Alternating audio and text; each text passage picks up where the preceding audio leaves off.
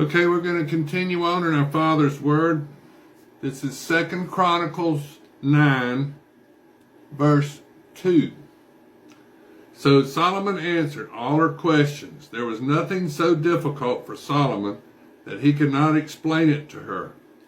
And when the Queen of Sheba had seen the wisdom of Solomon, the house that he had built, the food on his table, the seating of his servants, the service of his waiters, and their apparel, his cupbearers and their apparel, and his entryway by which he went up to the house of the Lord, there was no more spirit in her.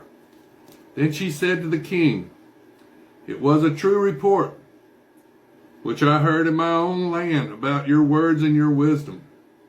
However, I did not believe their words until I came and saw with my own eyes, and indeed, the half of the greatness of your wisdom was not told me.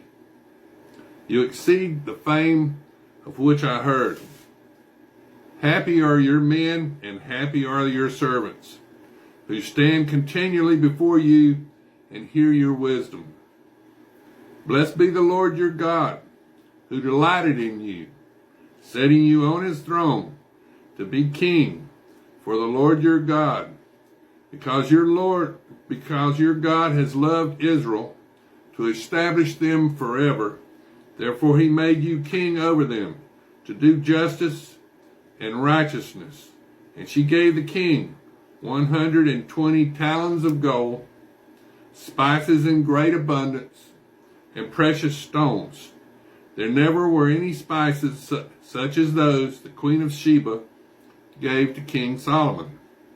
Also the servants of Hiram and the servants of Solomon, who brought gold from Ophir, brought algum wood and precious stones. And the king made walkways of the algum wood for the house of the Lord and for the king's house.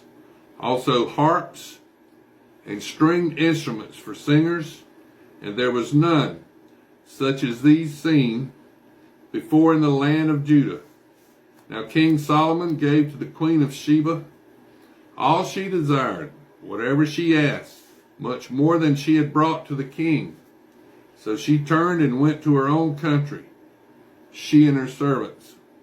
The weight of the gold that came to Solomon yearly was 666 talents of gold, besides what the traveling merchants and traders brought. And all the kings of Arabia and the governors of the country brought gold and silver to Solomon.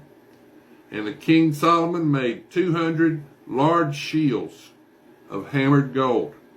600 shekels of hammered gold went into each shield. He also made 300 shields of hammered gold. 300 shekels of gold went into each shield. The king put them in the house of the forest of Lebanon.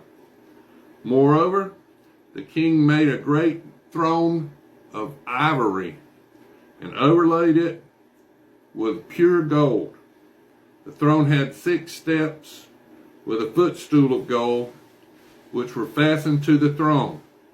There were armrests on either side of the place of the seat, and 2 lions stood besides the armrest. 12 lions stood there, one on each side of the 6 steps.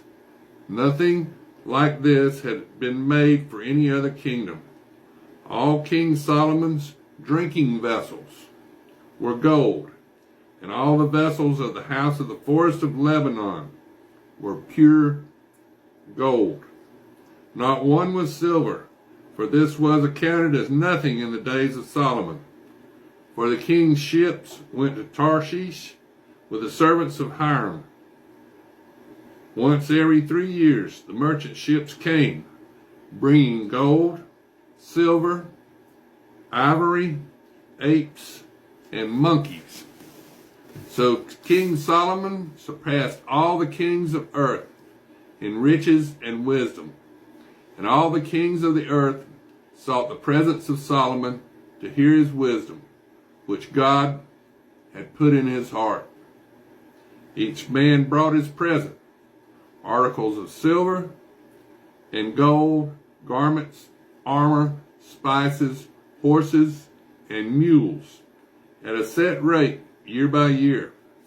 Solomon had 4,000 stalls of horses and chariots, 12,000 horsemen, whom he stationed in the chariot cities and with the king at Jerusalem. So he reigned over all the kings, from the river Euphrates to the land of the Philistines, as far as the border of Egypt. The king made silver as common in Jerusalem as stones, and he made cedar trees as abundant as the sycamores which are in the lowland. And he brought horses to Solomon from Egypt and from all lands. Now the rest of the acts of Solomon, first and last, are they not written in the book of Nathan, the prophet, and the prophecy of Ahijah, the Shilonite, and in the visions of Iddo, the seer, concerning Jeroboam, the son of Nebat. Solomon reigned in Jerusalem over all Israel 40 years. Then Solomon rested with his fathers and was buried in the city of David his father, and Rehoboam his son reigned in his place. Now Solomon was 20 when he became king, and he wrote the Song of Solomon when he was a young man. He wrote Proverbs at around 40, middle age, and he wrote Ecclesiastes at the end of his life. So this is 2 Chronicles chapter 10. Solomon also wrote Psalm 129 and Psalm 72. Now this is 2 Chronicles chapter 10.